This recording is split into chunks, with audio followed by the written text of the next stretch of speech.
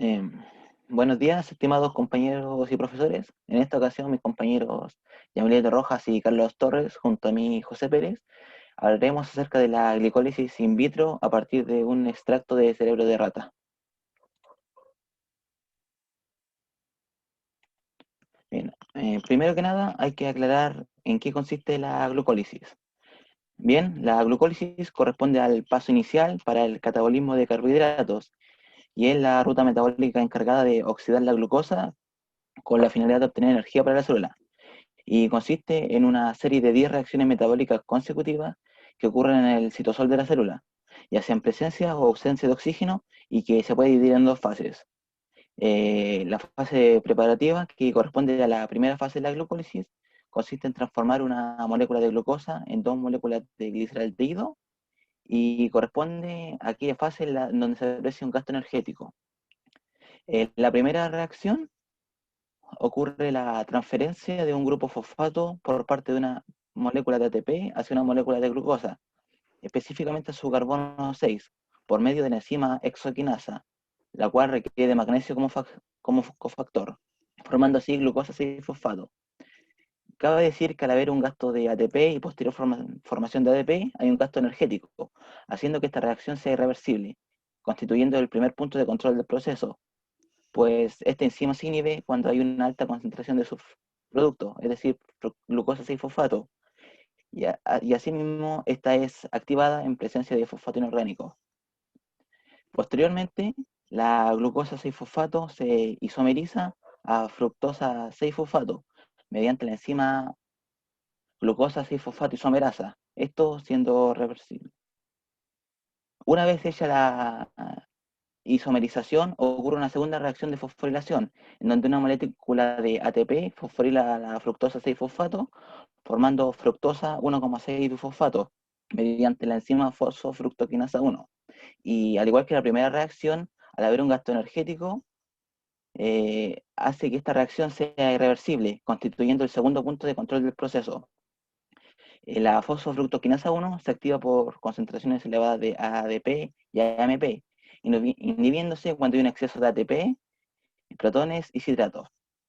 Posteriormente, la fructosa 1,6 bifosfato se divide en dos moléculas de tres carbonos, cada uno con un grupo fosfato unido, es decir, la dihidroxicetona fosfato y la gliceraldehído 3-fosfato.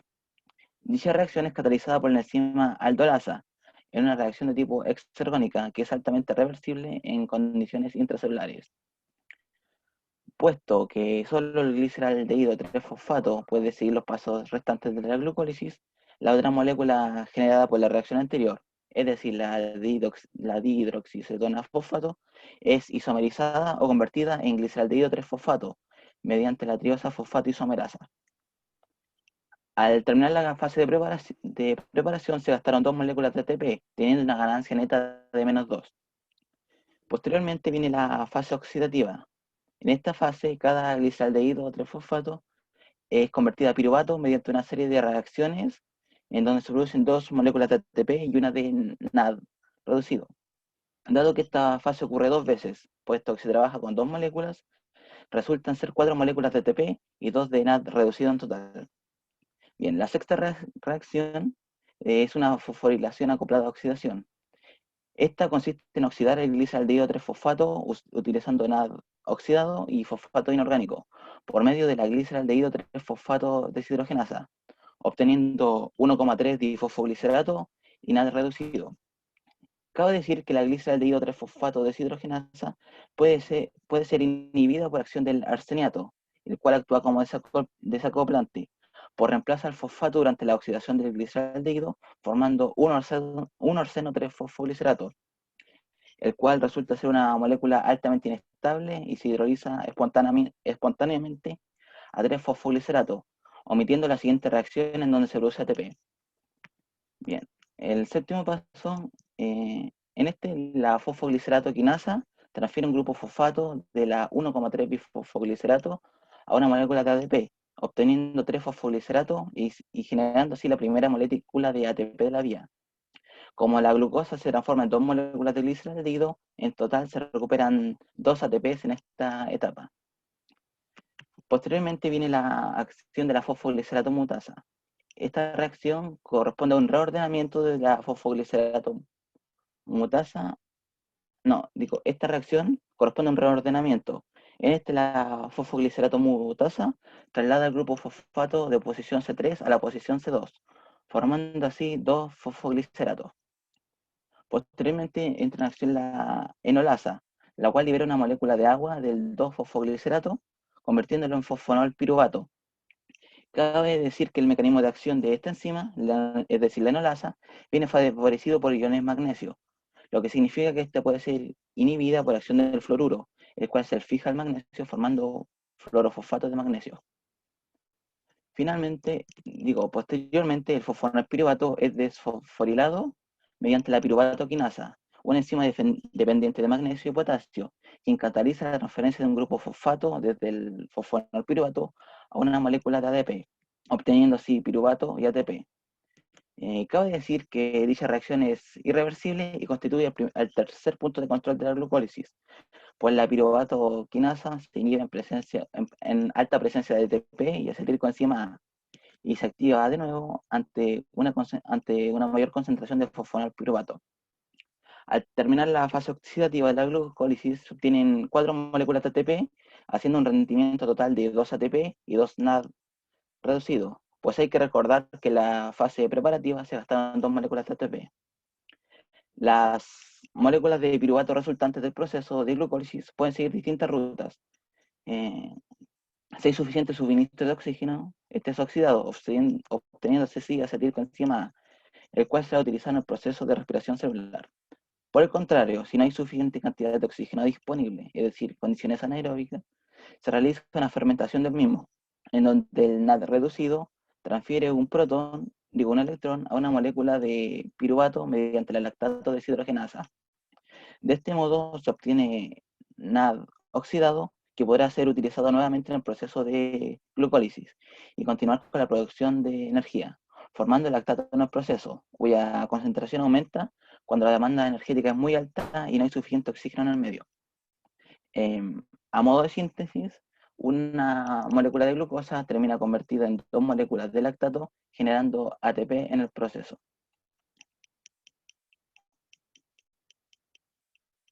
Bien. La glucólisis puede ser medida determinando la desaparición o consumo de glucosa, así como también la aparición de ácido láctico en el medio de incubación, el cual puede medirse por métodos químicos o por métodos nanométricos. Del mismo modo, la desaparición de fosfato inorgánico consiste en un buen indicador para determinar el ritmo de las reacciones. Sin embargo, en este caso nos enfocaremos en la medición de ácido láctico para determinar este proceso. En el presente estudio se utiliza un extracto del cerebro debido a que es un órgano de alto requerimiento energético y por ende tiene actividad glucolítica muy alta, pues el mantenimiento de la actividad metabólica cerebral es altamente costoso y no existen reservas suficientes para mantenerla, lo que lo convierte en un medio óptimo para estudiar la glucólisis. Durante este proceso se busca demostrar la dependencia de la glucólisis de cofactores tales como ATP, magnesio y nada oxidado. También puede estudiarse el efecto de inhibidores como el fluoruro de sodio y el arseniato de sodio. Pues bien, la metodología a utilizar corresponde a la de Barker-Summerson.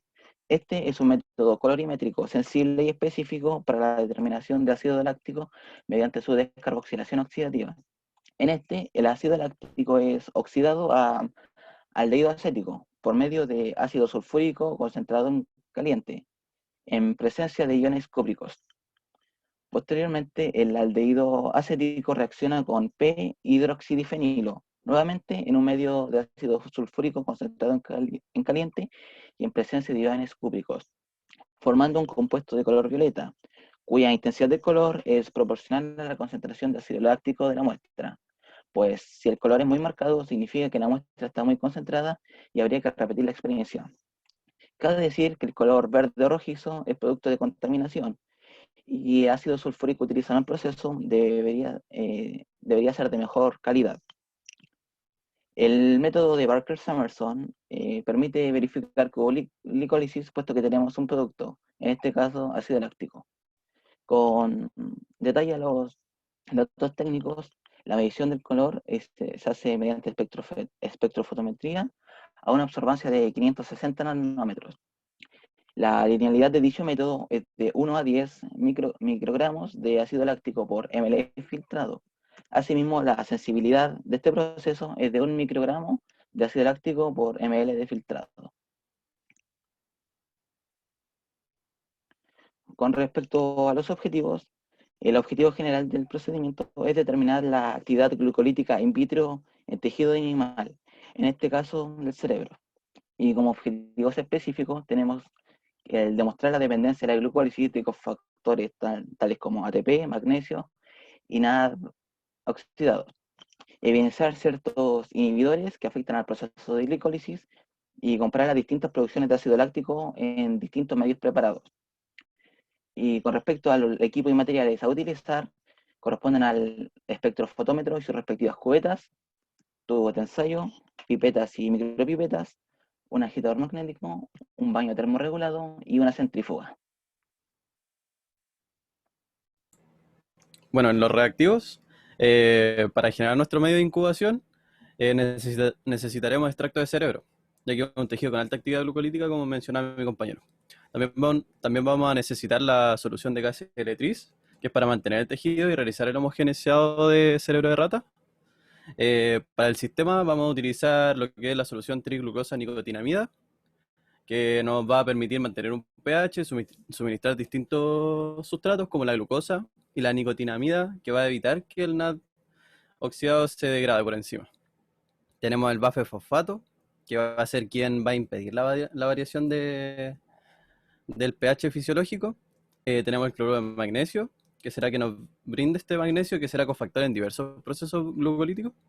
Necesitamos también de ATP, que va a brindar la energía necesaria para llevar a cabo la glicólisis, ya que en su fase preparativa se gasta energía. Y vamos a necesitar nado oxidado, que se va a utilizar para oxidar el gliceraldehído 3-fosfato. En los inhibidores tenemos el fluoruro de sodio, que es considerado un inhibidor, ya que inactivará el nivel de la enzima a nivel de la enzima enolasa. Esto porque el fluoruro de sodio será como un quelante del magnesio. Entonces va a quitarle el magnesio a la enzima. El arseneto de sodio es un agente desacoplante, va a inhibir la síntesis de ATP, puesto que va a reemplazar el fosfato con un compuesto inestable. También vamos a necesitar lo que es el ácido tricloroacético al 10%, que es un ácido que nos va a permitir precipitar macromoléculas, y lo utilizaremos más bien para frenar la reacción de glicólisis por la desnaturación de la enzima glicolítica. En el método de Barkey-Summerson vamos a utilizar el sulfato de cobre, que va a ser el compuesto que nos va a brindar los iones cúpricos al medio, que van a ser los catalizadores de esta reacción.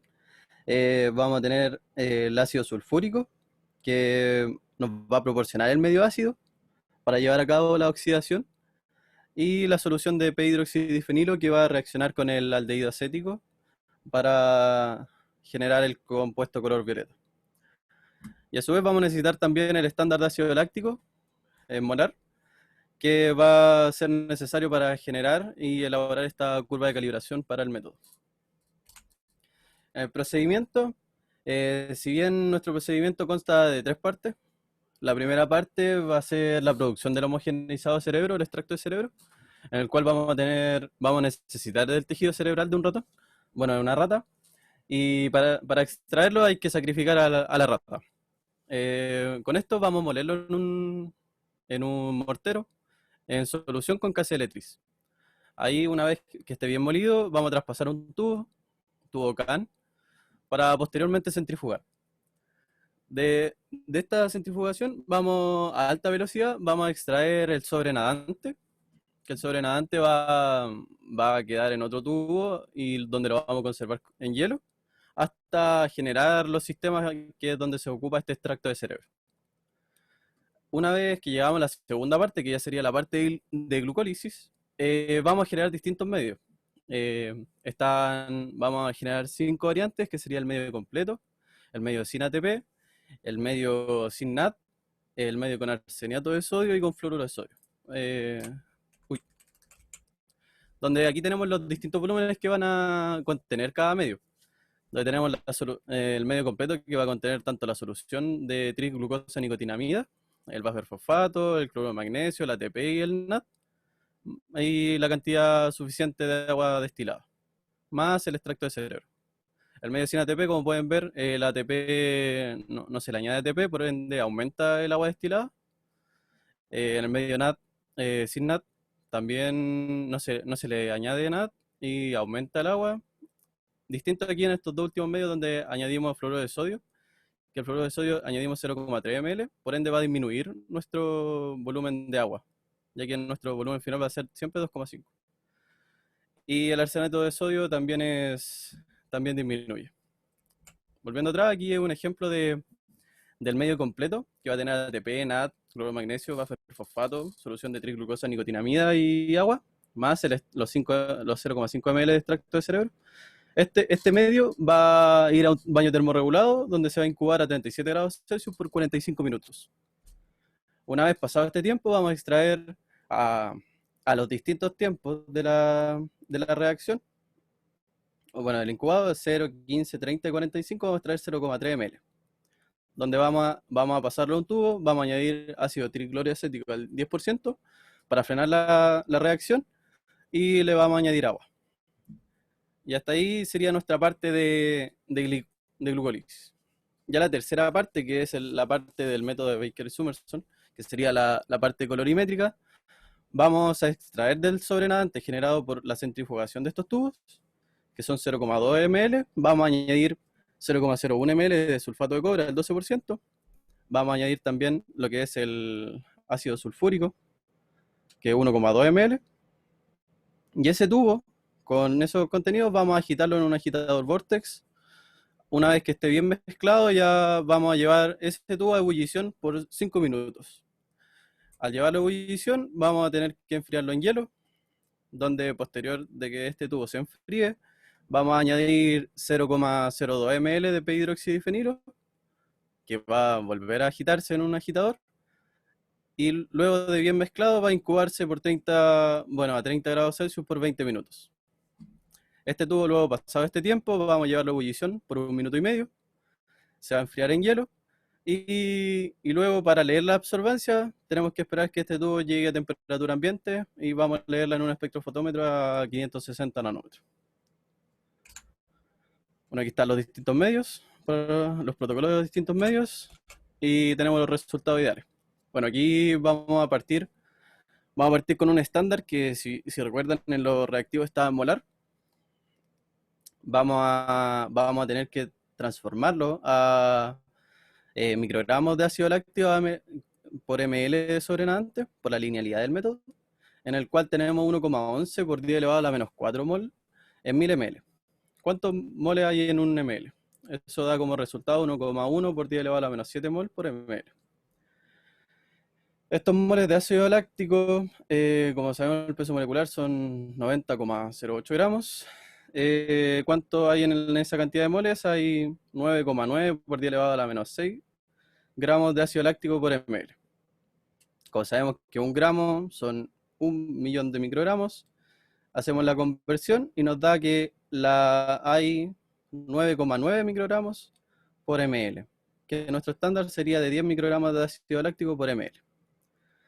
Aquí vamos a generar, para hacer la curva de calibración, vamos a generar distintos puntos de curva.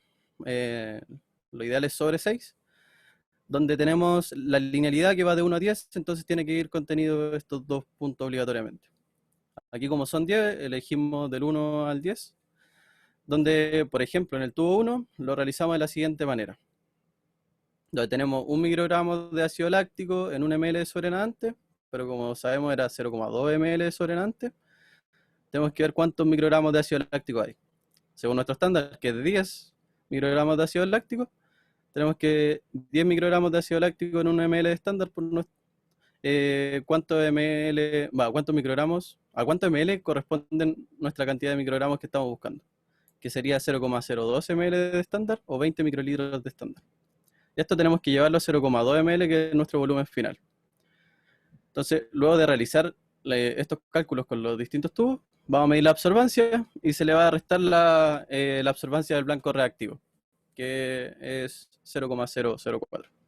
Y ahí vamos a tener las observancias netas, que vamos a registrarlas en una tabla y vamos a generar una curva de calibración, la cual podemos ver aquí, que tiene un R aceptable, ya que es superior a 0,995, y la cual nos permitiría seguir deducir los cálculos, o sea, deducir las concentraciones de los puntos de la muestra, donde con esta información vamos a calcular el FRC, factor recíproco de calibración, donde tenemos que el promedio de las concentraciones más A partido B, partido en lo que es el promedio de la absorbancia, nos da como resultado 30,045 microgramos de ácido láctico por ml sobre nadante.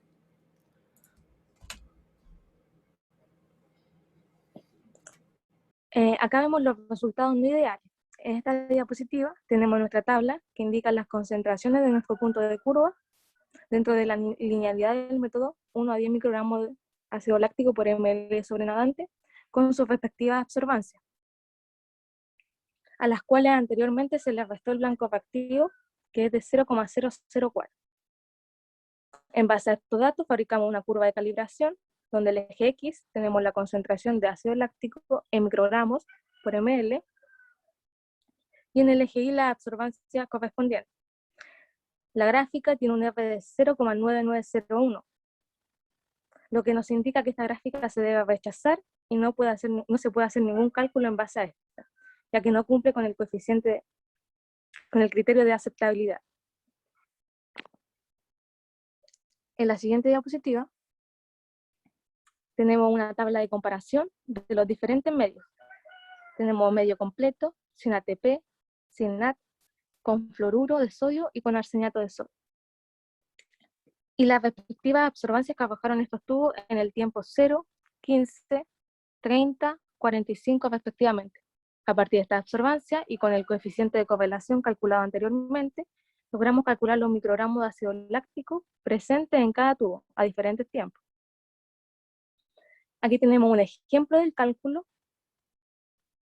de ácido láctico, en este caso del tiempo 0 en el medio completo. Para saber la concentración del ácido láctico utilizamos el factor recíproco de calibración que calculamos, que era de 37,045 microgramos por ml sobre nadante. Entonces este lo multiplicamos por la absorbancia neta y esto nos da una concentración de 0,074 microgramos de ácido láctico en ml sobre nadante. Pero nosotros sabemos que que el volumen final es de 0,12 ml sobre nadante. Entonces este resultado nos da 0,0148 microgramos de ácido láctico en 0,12 ml sobre nadante. Ahora bien, necesitamos saber en qué volumen de extracto de cerebro están estos 0,0148 microgramos de ácido láctico. Y para esto calculamos los ml real de extracto de cerebro que se están cuantificando en el método. Entonces decimos que hay 0,5 ml de extracto de cerebro en un volumen final de 13 ml del sistema, al cual se está con una alícuota de 0,3 ml, y esta alícuota solo contenía 0,05 ml de extracto de cerebro. Luego se llevó estos 0,05 ml de extracto de cerebro a un volumen final de 13 ml con TCA al 10% y se rellenó con agua. Y finalmente tenemos un sobredante de 0,2 ml, en el cual solamente habían contenido 3,33 por 10 a la menos 13 ml de extracto de cerebro en el tubo de sobrenadante. Y ahora hacemos una comparación, como queremos tener los microgramos de ácido láctico por ml sobre nadante, decimos que hay 0,0148 microgramos de ácido láctico en 3,33 por 10 a la menos 3 ml de extracto de cerebro. Entonces, ¿cuántos microgramos de ácido láctico tenemos en 1 ml de extracto de cerebro? Y eso finalmente nos da una concentración de 4,44 microgramos de ácido láctico en 1 ml de extracto de cerebro. En la siguiente diapositiva, acá vamos a ver este gráfico que nos presenta la cantidad de ácido láctico producido con una concentración de microgramos de ácido láctico por ml de extracto de cerebro a diferentes tiempos, 0, 15, 30 y 45 minutos en los diferentes medios evaluados. Podemos apreciar que el medio que más produjo ácido láctico es el medio completo, ya que tiene los metabolitos necesarios para realizar a cabo el proceso y producir un rendimiento óptimo. Así como también podemos ver que el medio que menos produjo ácido láctico es al que no se le agregó ATP, lo cual es una molécula necesaria en la primera etapa de la glicólisis, por lo que en ausencia de esta no se puede realizar el proceso. También vemos que el medio que tiene NAD produce ácido láctico, pero en menor cantidad que el medio completo, y luego viene el arseniato y fluoruro de sodio con concentraciones menores. A modo de conclusión, como hemos visto, el método de Barker-Summerson corresponde a un método colorimétrico efectivo para la cuantificación del ácido láctico en tejido, puesto que nos permite determinar su presencia, así como su concentración, incluso en medios donde se aprecia gran cantidad de componentes, por lo cual es un método viable para comprobar la actividad glucolítica de un determinado tejido, en nuestro caso cerebro. Del mismo modo, se logró apreciar cómo se ve afectado el proceso de glucólisis en ausencia de ATP o cofactores como el NAD, así como en presencia de ciertos inhibidores, los cuales en determinados casos disminuyeron en gran medida la producción de ácido láctico, evidenciando cómo la presencia de ciertos sustratos puede afectar de manera positiva o negativa la formación del producto. Siguiente diapositiva, por favor. Aquí dejamos la referencia de donde sacamos la información. Muchas gracias por su atención. Bien, muchas gracias a ustedes por la presentación. Igual que las presentaciones anteriores, les voy a pedir que vayan hasta al principio, la introducción, y ahí para hacer algunas aclaraciones. Bien, me gustó la presentación, bastante fluida, solamente quiero hacer algunas acotaciones y cosas que se pasaron y tenemos que revisar un poquitito. Cuando partió hablando José, cuando explicó el proceso, aquí estas reacciones de la vía glicolítica, donde hablamos de una fase preparativa, ¿cierto? Y una fase de la segunda etapa de ganancia, ¿cierto? Hablamos de la exoquinasa, y usted lo nombró ahí, que necesitaba como cofactor el magnesio. ¿Podrías explicar un poquitito por qué es tan importante el magnesio? ¿Qué importancia reviste el magnesio para la exoquinasa, José?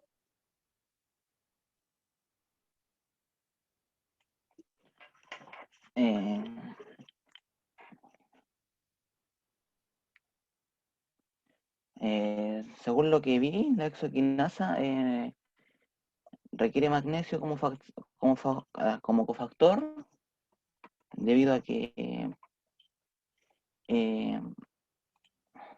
es un sistema antiporte. Antiporte. ¿Y cómo se explica eso?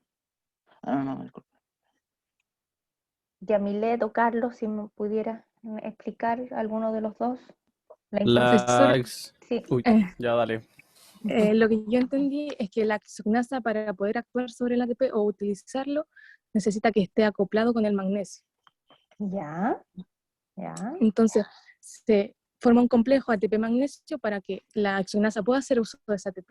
Y ahí realizar, hacer la fosforilación de glucosa a glucosa 6-fosfato. Bien. Y Carlos, ¿podrías agregar algo más o no? ¿Por qué es importante que se forme este complejo? Iba a decir lo mismo, pero ¿por qué es importante el uso del... la verdad, se supone que ese compuesto es la primera reacción que nos permite que la glucosa quede dentro de la célula. No sé si se quiere ir por ese lado. Sí, lo que pasa es que es súper importante porque está bien, se forma este complejo, pero es por la característica que tiene de las cargas del ATP. ¿Ya? Las cargas que tiene, lo que hace el magnesio es disminuir esta exposición de carga. El magnesio con su carga positiva, el ATP tiene bastante carga negativa, por lo tanto como que neutralizar, a eso dice que hace un apantallamiento, así se describe en algunos libros. ¿Ya? Por lo tanto, el sustrato, que no se nos olvide, de las quinasas, que trabajan con ATP, para poder tomar esta molécula de alguna forma, es que sea el complejo ATP-magnesio. ¿Nada? Para que nos quede claro ahí por qué es tan importante. Y aquí cuando uno reviste la importancia del magnesio como como después lo vamos a ver en clínica, que participa en muchas, siendo cofactor de muchas enzimas, así que eso es importante. De acá les quería preguntar de esta reacción de cuando pasamos de gliceraldehído, 3-fosfato, ¿cierto? Aquí, gliceraldehído 3-fosfato, 1,3-bifosfoglicerato. ¿Es importante ese punto? ¿No es importante? ¿Qué podrían decir ustedes? Pasa que el arseniato de sodio, que es uno de los sustratos que utilizamos como inhibidor, se salta este paso, porque genera un compuesto que es inestable y llega directamente cuando se hidroliza ese compuesto, que es el 1 arseniato 3, fosfolicerato. Mira, a ver, lo que quería aquí que rescatáramos de esta reacción es que en esta reacción lo que se va a generar, ¿qué se genera aquí? ¿NAD oxidado o NAD reducido en esa vía? Nada, reducido. NAD reducido, ya, y ese NAD reducido será importante para que prosiga la vía. Para después ¿no? claro, Ya. sí, está bien. Entonces, allí tenemos que hay un intercambio con NAD, pero en en algún momento lo dijeron ustedes, lo que ocurría del gliceraldehído 3-fosfato al 1,3-fosfoglicerato era una oxidación, ¿ya? Es una oxidación de la molécula porque hay una deshidrogenasa, ¿ya? Entonces se habla de esta oxidación, de este cambio, de este compuesto que es bastante especial, ocupa un NAD que es propio de la enzima, ¿ya? Entonces eso. Y lo otro que estabas tratando de decir tú, que en este nivel es importante porque puede ser afectado por sustancias que tengan una estructura similar a el fosfato. Eso es, ¿ya? Pero no es un inhibidor. Tú lo dijeron al fin, por ahí lo colocaron al final, Sí, o usted lo dijo, no es un inhibidor, desacoplante. es un desacoplante. Solamente ¿Qué significa eso? que va a inhibir la síntesis de ATP. O sea, aquí se pierde este paso, como se pierde este paso, se salta directamente, llega Ya. acá, se pierde ¿Qué se los dos forma ahí? ATP. Lo tenían en la última diapositiva, pero en la penúltima, y no lo nombraron. ¿Qué se forma? De gliceraldehído 3-fosfato, ¿a qué vamos a pasar? A 1 arseno 3 fosfolicerato, ¿o Ya, no? 1-arseno 3-fosfolicerato, porque estamos cambiando la molécula, estructuralmente es muy parecida, es como si ahí donde tienen ese grupo fosfato, donde está el fósforo, lo cambiamos por arsénico, ¿ya? ¿Mm? Esa es la estructura que vamos a tener. De los puntos de regulación que tenemos que recordar en esta vía, ¿cuáles son los puntos de regulación y por qué son puntos de regulación, Yamilet? Hola, sí, profesora. En esta vía tenemos 3 importantes puntos de regulación, Ujú. empezando por la primera reacción, para pasar de glucosa a glucosa 6-fosfato, luego de fructosa 6-fosfato, fructosa 1,6-bifosfato, y por último de fosfoenol piruvato a piruvato.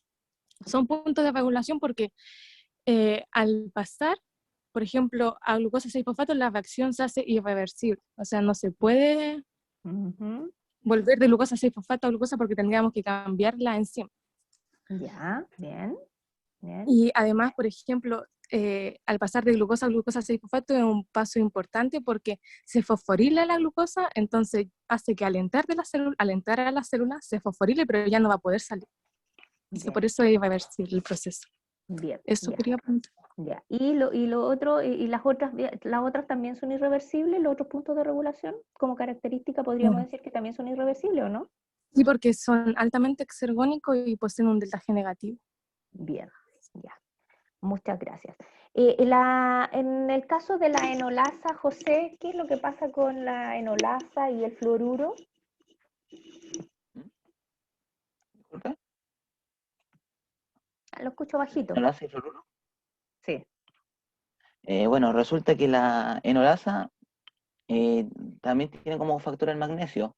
Ujú, Y resulta que al haber fluoruro en el medio, ujú, este forma un complejo con el magnesio, el fluorofosfato de magnesio, por lo bien, cual la enolasa no puede funcionar correctamente. ya. Y por lo tanto, ¿eso sería una inhibición de la vía o sería se desacoplaría? ¿Qué es? Comparando con el arsénico, con el arseniato. ¿Eso sería también una desacoplación? No, es un inhibidor, Ah, porque no, ahí sí, se disculpe, un inhibe la vía, inhibidor. acuérdese, ahí se Sí, inhibe disculpe. la vía glicolítica. Bien. No sé, profesor Rodrigo, si usted quiere preguntar algo de acá. Creo que los puntos más importantes de lo de la vía ya los vieron. Usted ya le preguntó lo más importante, así que no, pasemos a la Ya, siguiente, sí. pasemos, por favor. Bien, aquí tenemos el fundamento del método, que es un método que lo que nos va a permitir ver si la producción fue efectiva, si la vía glicolítica que hicimos fue efectiva. Al ácido láctico, ¿qué le ocurre en este método de Barker y Summerson? Creo que lo nombraron por ahí, no sé si Carlos me puede decir qué le ocurre al ácido láctico. Una oxidación, no, era una Sí, está bien, sí. carboxilación, Son dos no, cosas que le ocurren, descarboxilación. Sí, una descarboxilación, porque pierde un carbono, ¿ya? y una oxidación también. Ya. Entonces, una descarboxilación oxidativa. Eso. Ya, nosotros, mira, aquí esto es una reacción que tú tienes ácido láctico y aldehído acético es casi instantáneo, pero el ácido láctico cuando se oxida, para poder entenderla hubiera sido bueno haber puesto los pasos. Cuando se oxida el ácido láctico, ¿a qué se oxida?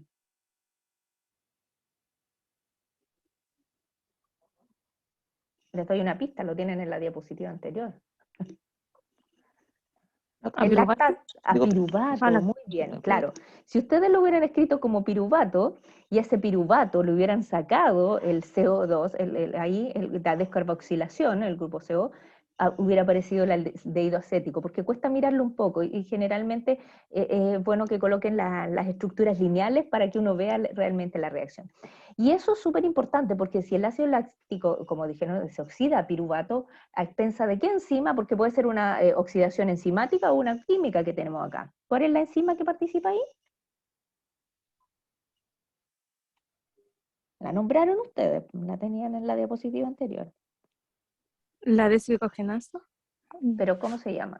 Es el segundo, el apellido por decir, ¿no? ¿Y el nombre? Lactato La desoxigenasa. lactato deshidrogenasa, ¿ya? Aquí lo que estamos viendo que en esta reacción se va a hacer utilizar una oxidación de tipo química, porque el ácido sulfúrico, que no se lo olviden, es un fuerte oxidante, y sobre todo este ácido sulfúrico está diluido, tiene una concentración específica. ¿Qué dice la reacción, el método? Que está concentrado. Es concentradísimo, es ácido sulfúrico concentrado. El cobre participa formando parte del complejo. ¿Cuál es la función del cobre? Catalizador Ya. de la reacción. ¿Y por qué es un catalizador? ¿Qué recordamos del cobre o de los metales de Metal de transición? transición. Ya. Que Todos los ayuda a metales oxidar. de transición, incluso lo vimos en la clase del día viernes, de todo lo que tenía que ver con reacciones de estrés oxidativo, los metales de transición tienen esa particularidad. Entonces, vamos a tener este ácido láctico, va a pasar al aldehído acético con más el parahidroxidifenilo, que ustedes lo explicaron ahí, y todo en caliente, todo esto ocurre en temperatura, ¿ya? Vamos a poder lograr la formación de este complejo, y aquí nos va a dar esta coloración. Muy bien lo que destacan ahí, los colores que son verde o rojizo, nos están hablando de una contaminación de la muestra, y como ustedes lo dijeron, aquí lo más importante dentro de los reactivos, ¿cuál es el reactivo que nos define que no nos aparezcan estos colores verde y rojizo? Ustedes lo dijeron, pero para que lo recuerden sus compañeros. el ácido. ¿Mm? El ácido sulfúrico. Ya, el ácido sulfúrico, que tiene que ser de una calidad, ojalá proanálisis, para no tener esta inconveniencia. Bien. Ujú. ¿Pasamos a la siguiente, profesor, o quiere preguntar algo de aquí? No, pasamos a la siguiente. De todo Ya, se explicó lo que era ya. importante en esa Bien. diapositiva. Aquí, esto yo no prefiero pasar porque aquí si tenemos que ajustar algo lo vemos después. Bien. Aquí de esto están bastante bien explicados cada una de las funciones, están registradas ahí para que se utiliza. Cuando tú dices en la solución tris, glucosa, nicotinamida, dice la solución aporta el sustrato a la glicólisis. ¿Qué entendemos por el sustrato de la glicólisis en esta solución? La glucosa nos va a permitir la oxidación de la glucosa para llevarla a Ya. lactato. Ujú. Claro, o sea, aquí Y para entender que el sustrato eso, que estamos hablando es glucosa, o sea, nosotros no sí. podríamos hacer este sistema si no colocáramos glucosa al medio, ¿ya? Y la nicotinamida, que tiene la función de, ¿cuál es la función de la nicotinamida? Porque no es Evitar sustrato. evitar que el NAD se degrade. Ya evitar que el NAD, necesitamos que esté el NAD, pero en el medio pueden haber, ¿por qué evitamos que el NAD se degrade? por las enzimas que existen en el medio. Entonces, ¿a quién inhibe? Porque si no está, las enzimas tienen un sistema de inhibición, así como nosotros decimos que no actúen. ¿Qué enzimas son esas? ¿El tipo de enzima? Ujú. Nicotinamidasa me parece. Nicotinamidasas, ya, ese sería Aminidasas, eso sí. ya, claro, porque es Casi. nicotinamida, ya, ese es el nombre. Un poquito suena como trabalengua, pero esas son las enzimas que tenemos que retirar del medio para que tengamos disponible el NAD que le vamos a agregar. Ya, y aquí ya En estricto, bueno, el estricto rigor no la eliminas, sino que la entretienes con un sustrato exacto, exógeno. es como Entonces, exacto. las desgastas, por decirlo de una forma, las agotas antes de Ujú. que puedan degradar el El NAD, NAD que tú pusiste. De exacto. aquí sí me gustaría hacer algunas preguntas. Primero, a cualquiera de los tres, ¿por qué usamos un extracto y no usamos un trozo de tejido? Usamos el En extracto en los experimentos anteriores de glucogenólisis usábamos tejido. En urogénesis usábamos tejido. ¿Por qué aquí usamos un extracto? porque de este tejido, que es el extracto de cerebro, no nos interesa toda la enzima o todos los organelos que tenga el tejido, sino que ¿Ya? solamente las enzimas glicolíticas. ¿Dónde está la enzima glicolítica de la célula normalmente?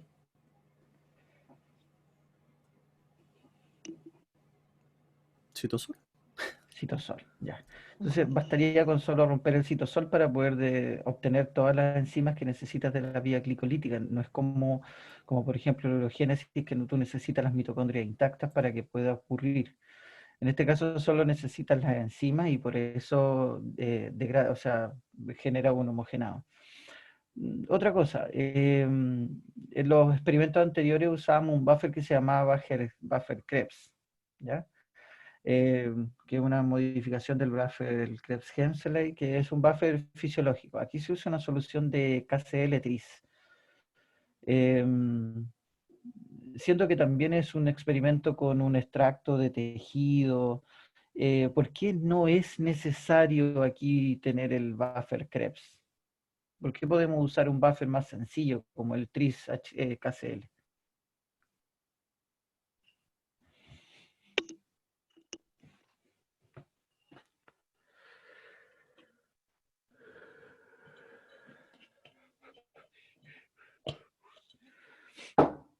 ¿Por qué creen ustedes, chiquillos? Está relacionado con lo anterior. Con lo Es que anterior que nos solo comentaste. necesitamos, como usted decía, romper, como está en el citosol, no es necesario tener los organelos vivos, o sea, los organelos intactos. Entonces, nos interesa, incluso con el centrifugado, precipita todo lo que es mitocondria y esas cosas que no entorpecería en el cálculo, o sea, en la actividad o sea, en la actividad glicolítica, puesto que se va por la ruta aeróbica. Entonces, el Ya, KCl-tris, más que nada por... es más que nada porque no tienes membranas, ¿ya? O sea, cuando tú necesitas mantener un equilibrio eh, eh, de los iones en membranas, cuando tú tienes células completas, tienes membranas, necesitas tener el buffer Krebs para mantener una condición isoiónica, isotónica y todo. En este caso, como tú ya destruiste la célula, no necesitas mantener esas membranas, solo necesitas tener una solución que mantenga el pH y que tenga los iones necesarios para que las proteínas las proteínas o las enzimas que deberían estar funcionales no se inactiven. ¿Ya? Otra pregunta de acá, el TCA al 10%, nosotros usamos TCA antes, es un desproteinizante, como dicen ustedes aquí. El objetivo que tenía el TCA por ejemplo, el experimento que hicimos la semana pasada de glucogenólisis, tenía un objetivo. Aquí, ¿cuál es el objetivo del TCA? Desnaturar la enzima glicolítica y con eso frenar la oxidación. O sea, Ya. la re- Y dejar soluble solo el ácido láctico, que es el que vamos a medir, ¿verdad? claro. Ya. Última Pregunta de aquí. ¿Por qué usamos cerebro y no usamos músculo, por ejemplo? Porque el cerebro tiene una actividad glucocolítica mucho más alta. Ya. La verdad, sí, sí, pero sí, es cierto, tiene una actividad glicolítica alta, pero principalmente porque ella se basa, su metabolismo energético se basa en la glicólisis. En el músculo, si bien hay glicólisis, también su metabolismo energético se basa en la oxidación, en la cadena respiratoria, en la fosforilación oxidativa. Eso por esta diapositiva. Gracias, profesora. Sí, bien, estamos bien. Continuemos. Bien, me gustó Oye, bastante el esquema. eso, quería felicitarlos por el esquema, ¿eh? De verdad felicitarlos, les Sí, quedó súper, súper bueno, los sí, felicito. sí. No, sí está bien, aquí se entiende muy clarito todo lo que hay que hacer, así que yo creo que no amerita preguntas ni aclaración porque Ni es cosa pregunta. simplemente de mirar cada uno de los pasos y se va viendo muy bien el paso, que es lo que uno esperaba, que lo que recomendó en algún momento el profesor, hagamos esquema, hagamos esto que hace mucho más amigable y entendible qué es lo que Sí, vamos a hacer, ya que no lo estamos haciendo sí, po. realmente, entonces por lo menos vamos mirando, esto es lo que yo tendría que hacer, esto es lo que tendría que hacer en el laboratorio y esos son los pasos y todos los que tenemos que ver. Así que yo por lo menos de aquí no tengo más que ninguna pregunta, sino que, como dice el profesor, felicitarlo porque está muy clarito el esquema. Pasemos a la Sí. siguiente. Solamente una cosita, Sí, profesora. sí, Y tomando en cuenta lo anterior también, y sé que estamos justito a la hora, pero sí. chiquillos, ustedes aquí parten con el cerebro del ratón. Supongamos que no quisiéramos hacerlo porque somos animalistas, nosotros no queremos sacrificar un animalito. ¿Se podría hacer de otra forma sin un extracto de tejido animal? ¿Cómo lo harían? ¿Qué harían? ¿Qué tendrían que tener? La señorita, que es la que yo no me ha respondido, los dos jóvenes me han respondido. Yamilet, No sé si Yamilet tiene alguna idea. claro. ¿Qué haría usted? ¿Cómo Mm, podríamos? Déjeme pensar. Sí. No es muy Mm, difícil, Pero Yamilet, simplemente ándate a la vía y qué es lo que necesitas tú para poder hacer este fenómeno de llegar a este ácido láctico, a superugato, ¿qué es lo que mm, necesitamos en realidad? necesitamos la glucosa y la enzima glicolítica. Ya. Entonces, el extracto a ti lo que te estaba aportando era la enzima glicolítica, ¿verdad? Sí. Principalmente. ¿Ya? Entonces, porque lo otro es sustrato, tú lo estás poniendo exógeno. Claro, claramente hay algunos que tú estás considerando que ya están en concentración, en alguna Ujú. concentración en el extracto, pero tú estás aportando de forma exógena prácticamente todos los sustratos y lo que estás aportando con el extracto son las enzimas, ¿ya?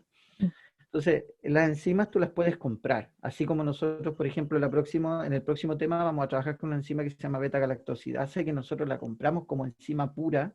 Ujú. También se pueden comprar la exogenasa y todas estas enzimas se Todas. pueden comprar puras. Lo importante es que en una vía metabólica las enzimas no trabajan como una sola, sino que trabajan en una vía metabólica donde cada una aporta una reacción, está en un equilibrio, etcétera, etcétera, y está con una actividad que es acorde a la vía metabólica. Nosotros tendríamos que hacer toda esa estandarización antes de poder realizar el ensayo de glicólisis in vitro. Tendríamos que estandarizar todas las enzimas de la vía. Ujú. Complicaría un poco más la situación, pero probablemente una vez estandarizado sería mucho más amigable, por lo menos con los animalitos, que esta estrategia. Eso, muchas gracias. Mira, pasamos a la siguiente. Ya, aquí, bueno, aquí tenían simplemente el detalle de los volúmenes, que es similar al protocolo que aparece ahí, simplemente aquí están las variaciones donde ustedes están, el volumen de todos los tubos es el mismo. Pasemos a la siguiente. Bien, aquí están los cálculos, están claros, la conversión de ácido láctico no hay más que hacer, simplemente mirar en que esto ustedes hicieron 10 tubos, como dijo su compañero, con un mínimo de 6, pero si quiero hacer 10 puntos de una curva de calibración no tengo ningún problema. Se puede hacer para que las personas que están viendo vieron tantos puntos de la curva, no hay ningún problema. Yo puedo hacer todos los puntos que yo quisiera, el mínimo siempre es 6. Así que de aquí los cálculos están bien. No, Así también. que sí. Pasemos a la siguiente. Esta, sí, es el mismo cálculo, está el por qué se rechaza, no hay problema. Pasa a la siguiente, que es donde están los resultados. Ya, aquí también está correcto. Lo único que yo solamente por una cosa, algo de orden, en el sentido de que cuando colocan el resultado de 444 debería haber estado después de calcular los ml de extracto real, porque aquí hay uno como que vuelve atrás, simplemente para seguir una reacción lógica. Primero digo, voy a calcular con el FRC, saco mi producto, ¿cierto? Que está por ml de sobrenadante, y después, como yo realmente lo que mido son 0,2 ml, lo llevo a 0,2 ml. Después, por otro lado, tengo que calcular los ml de extracto real, ¿ya? Y aquí están todos los pasos que se hicieron, que desde la primera parte, cuando se llegó al volumen final del sistema, que se quedó o medio completo o incompleto o variable, y después finalmente cuánto es lo que, porque tenemos que llevarlo con el TCA. Pero simplemente esos 3,30, ese cálculo donde dice primero, yo lo hubiera puesto antes que el resultado final, simplemente eso, pero está bien. Paso a la siguiente, profesor, no sé si Sí, usted quiere aclarar algo. sí, Ya. está bien. Acá, aquí es importante porque hay cositas que dejaron ahí al final que están escritas, pero no se nombraron, que son importantes que las reforcemos. Esta la presentó Yamilet. Yamilet, si nos podría volver a aclarar la importancia, cómo la interpretación, porque hay cosas que no dijiste, que tienes en la diapositiva y tenemos que remarcar. ¿Ya? Ya. Por ejemplo, en la gráfica se ve primero el medio completo, o sea, primero se ve el medio sin ATP, ¿ya? Y el medio sin ATP es el que produjo menos microgramos de ácido láctico en función al tiempo. O sea, sí. Y esto se puede explicar ya que el ATP es importante en la primera reacción de la glicólisis. Entonces, si no tenemos ATP, no se puede seguir el proceso. Entonces, por eso se ve que se produjo con menor cantidad de ácido láctico. Luego tenemos los inhibidores, o sea, el inhibidor que es el fluoruro de sodio. El NAD, no falta el NAD ahí.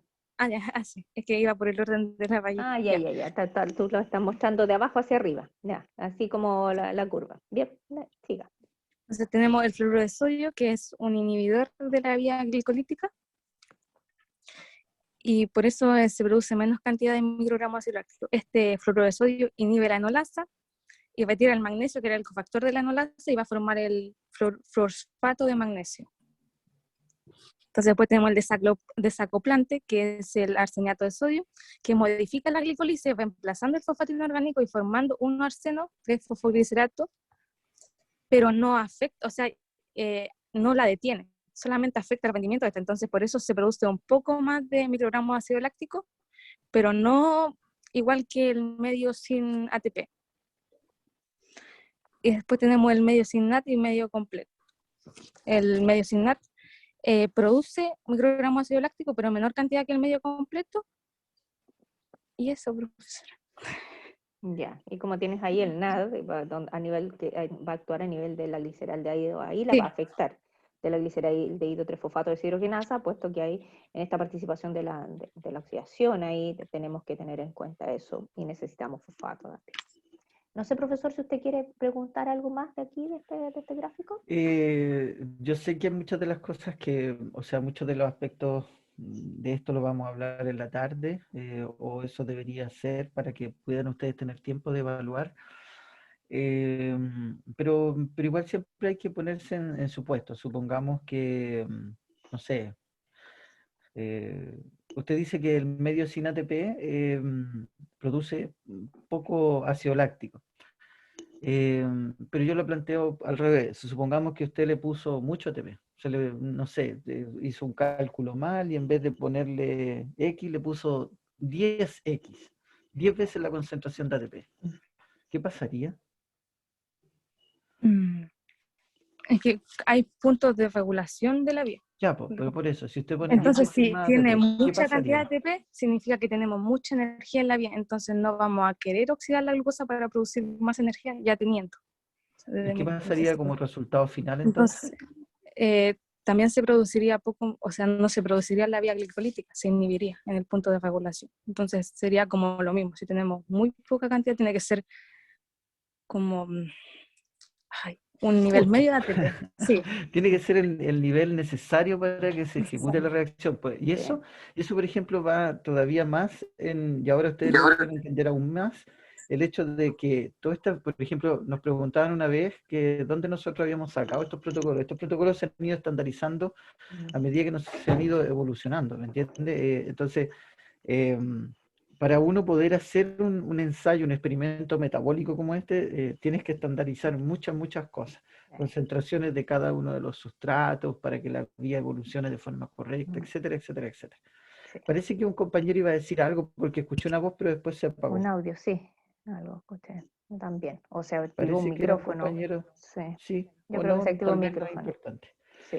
No, Pero eso, o sea, sí. yo creo No, que yo creo después que de es la súper tarde, importante eso que dice usted, profesor, que siempre los alumnos dicen, ¿y esto de dónde se saca? Se saca por experimentos, ensayos que nosotros mismos hemos tenido que hacer. Por eso no hay un libro donde uno pueda ir y decir, voy a tomar esto mismo que estamos viendo. No, porque muchas de estas cosas que nosotros hacemos, las estandarizamos nosotros mismos en el laboratorio para poder ir demostrando. Y como dice el buen ejemplo que da el profesor, ¿qué pasa si yo coloco un exceso de ATP? Yo tengo que colocar lo requerido, el mínimo, pero si ya pasamos al otro lado, como usted dice, la regulación, o sea, ya la vía glicolítica no se justifica que si tenemos tanto ATP, no vamos a ir. Y la producción de ácido láctico, obviamente, en ese punto va a estar baja, ¿ya? Así que también tener en cuenta cómo afectan cada uno, o sea, afecta el que no esté, pero también afecta es que en algunos compuestos estén en exceso. Así que eso es importante dentro de los sustratos o los factores que son necesarios para que se produzca la guía. Bien. exacto. La otra creo que era la Las conclusiones. conclusión, ¿sí? De la Sí. conclusión, sí, ahí está. Cada uno de los Ujú. puntos que ustedes fueron desarrollando, así que yo no, por lo menos yo no tengo más preguntas de eso, así que... Yo tengo una sola cosa para ustedes, chiquillos, y es una cuestión más bien de forma. Cuando uno dice conclusión, Sí, las ¿cómo? conclusiones tienen que ser breves. Sí. Las conclusiones tienen que ser breves. Usted va justo y directo al grano, por decirlo de una forma.